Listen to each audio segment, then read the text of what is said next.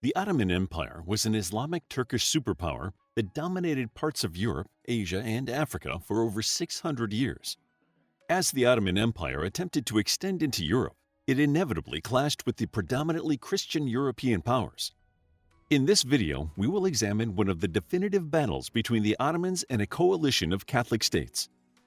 The Ottoman Empire peaked in the late 15th to the mid-16th century and controlled the majority of trade between northern Europe, the Mediterranean, and the Black Sea. From 1499 to 1503, the Ottomans warred with Venice and conquered several key Venetian territories, including the Greek ports of Lepanto and Modon, modern-day Naupactos and Matoni. The Ottoman fleet was established as a significant naval power in the Mediterranean, and the empire became a vital force in European diplomatic relations. The reign of Suleiman I, who ruled from 1520 to 1566, is primarily regarded as the golden age of the Ottoman Empire. Suleiman's success was mainly due to his father, Selim, whose successes laid a solid foundation on which his son could build. However, other powers rose in Europe, and they soon challenged the Ottoman Empire's hegemony.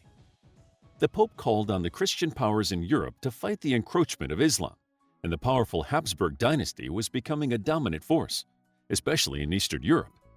France, hoping to weaken the rise of the Habsburgs, became the Ottoman Empire's only European ally. Under Suleiman I, the Ottoman Empire initiated many bold military campaigns that expanded its territories and influence. His reign also saw some of the most characteristic achievements of the Ottomans, especially in the fields of art, architecture, literature, and law. At the end of Suleiman's reign, he began to retire from administrative life, relinquishing some of the Sultan's powers to his advisors. Many historians believe that this was the start of the gradual decline of the Ottoman Empire. Still, after Suleiman died in 1566, any internal weaknesses were by no means evident externally, and they continued to command fear and authority in Europe. During the reign of Suleiman, the Venetians had been forced to make peace with the Ottomans after losing several ports and towns. Suleiman was succeeded by his son, Selim II, who was determined to carry on his father's successes. In particular, he wanted to acquire the Venetian outpost of Cyprus.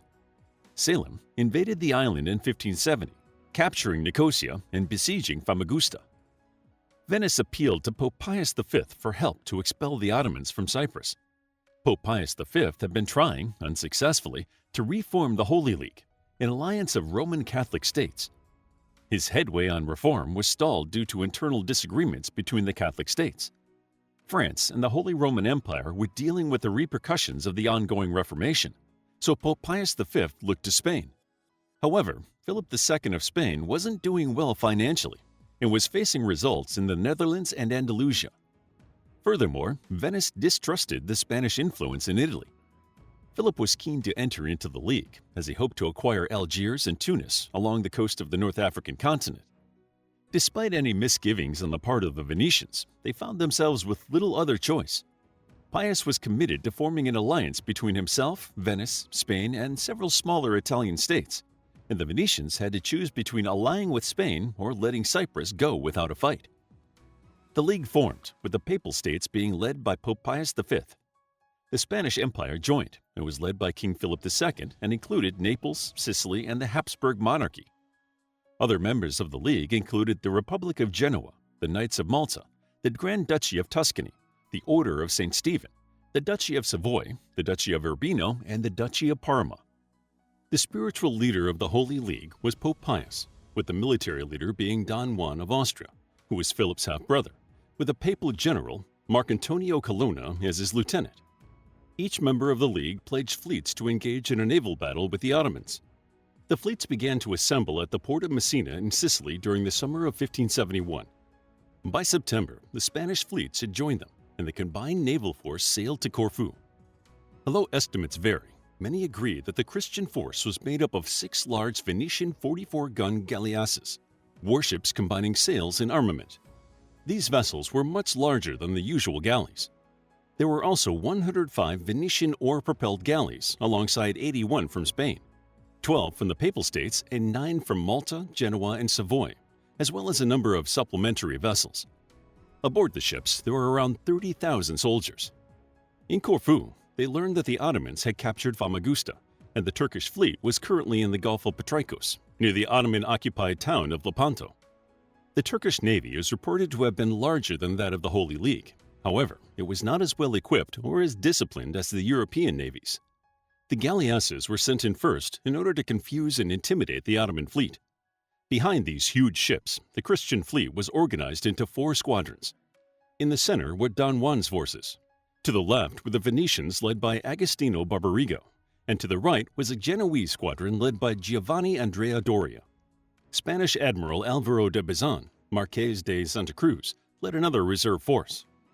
Facing the Holy League was the Turkish fleet, initially in a crescent across the bay in a similar formation. In the center was the fleet's commander, Ali Pasha. To the right was Uluç Ali, Pasha of Algiers, and to the left was Mehmed Sirocco, the governor of Alexandria. In total, the battle involved an estimated 500 ships and 100,000 combatants, making it the largest naval battle since ancient antiquity. It was also the last large naval conflict in which the ships were armed rowing vessels. The battle began on the morning of October 7th with an exchange of cannon fire. Uluç Ali was able to confuse the Genoese ships with a feint, making Giovanni Andrea Doria think the Turkish left flank was heading to shore. Doria had his ships turn, only for the Ottomans to suddenly turn back and try to separate the Genoese from the main fleet. Luckily, the Spanish reserve fleet saw what was happening and was able to intercept the Turkish left flank. The 2 opposing center fleets faced each other head-on. Ships from both sides collided with each other, and soldiers boarded enemy boats in order to engage in hand-to-hand combat. Don Juan's ship smashed directly into that of Ali Pasha's, essentially making one deck, which became a battleground. After hours of fighting, Ali Pasha was killed, and his ship, the Sultana, was taken in tow by Don Juan's ship, the Real. Seeing their flagship taken by the enemy, the Turkish center collapsed. Mehmed Sirocco was seriously wounded, captured, and later beheaded. The only Ottoman leader to survive the battle was Uluç Ali, who was able to escape along with between 30 and 40 Ottoman galleys. His survival and retreat prevented the Ottoman fleet from being entirely wiped out. The battle ended with a decisive Christian victory, which was one of the first great victories over the Ottoman navy. The Christians were not without casualties. Despite his galleys being victorious, the Venetian leader Barbarigo was fatally wounded when he was struck in the eye by an Ottoman arrow. The Holy League had lost 12 galleys and around 8,000 men, with a further roughly 8,000 injured. In the number of wounded was Miguel de Cervantes, who received 2 gunshot wounds to the chest and a third that lost him the use of his left hand. Interestingly, Cervantes would go on to write the famous novel Don Quixote. The Holy League was able to sink or burn an estimated 50 Ottoman galleys, capturing around 117 enemy vessels and thousands of Ottoman troops. They also liberated roughly 15,000 enslaved Christians. News of the victory reached Pope Pius V on October 22nd. He offered thanksgiving in St. Peter's Basilica and spoke of his hopes for future successes against the Muslim Ottomans. On October 31st, the message reached Philip II in Spain. As it was All Souls' Day, the king was at prayer, but upon hearing the news, he ordered the choir to sing Te Deum. Philip's chief minister hailed the victory as the greatest naval victory since Pharaoh's army drowned in the Red Sea. The triumph briefly united all of Christendom. The seemingly invincible Turks had been defeated, and Europe celebrated with a mix of delight and relief. The general sentiment of the Venetians and other Europeans was that the battle was a marvelous and glorious Christian victory against the infidels. The victory showed that the Ottoman Turks were not unbeatable and reinforced the idea that God was on the side of the Europeans. The battle was a monumental one and became a subject of music and art throughout Europe. Yet the victory was short-lived. The Allied forces of the Holy League argued amongst themselves, leading to the dissolution of the League shortly after the battle. These quarrels frustrated the ambitions of Pius, who was hoping to unite the Catholic countries in order to lead more attacks against the Ottomans. The Ottomans themselves resolved to fight harder, with Selim II quoting a verse from the Quran, commenting, "But it may happen that you hate a thing which is good for you." He swore to rebuild his fleet and redouble his efforts, vowing to intensify attacks on Christian forces across the Mediterranean. Pope Pius V died in 1572. In the following year, Venice was forced to make peace with the Ottomans and surrender Cyprus to their rule. Despite losing almost its entire navy, the Ottoman Empire continued until the 20th century. However, it was in a state of gradual decline from the Battle of Lepanto until the eventual dissolution of the empire in 1922. Historians still debate whether the Battle of Lepanto was merely a temporary setback or one of the causes for the slow decline of the empire. The significance of the Battle of Lepanto was less about the overall impact on the conflict between European powers and the Ottoman Empire and more about the immediate victory and the battle itself. The battle marked the beginning of Christian victories over the Ottoman forces and the end of the age of galley warfare. The victory tarnished the reputation of the Ottoman Empire and showed that it could be defeated. It also encouraged Christian Europe, making it determined to continue to fight. The Ottomans had failed to prove themselves as a formidable naval power in the face of the European alliance and were, from then on, restricted to their own waters by the powers of Western Europe. Due to the impact of the battle on the hearts and minds of those in the Mediterranean, along with the subsequent gradual decline of the Muslim influence in the region, some historians believe that the Battle of Lepanto had a more significant strategic impact on world history than the 1529 Battle of Vienna, during which the Ottomans, under Suleiman I, failed to take Vienna and were unable to continue to expand into Europe. How would you like to get a deeper understanding of history, impress your friends, and predict the future more accurately based on past events? If this sounds like something you might be into, then check out the brand new Captivating History Book Club by clicking the first link in the description.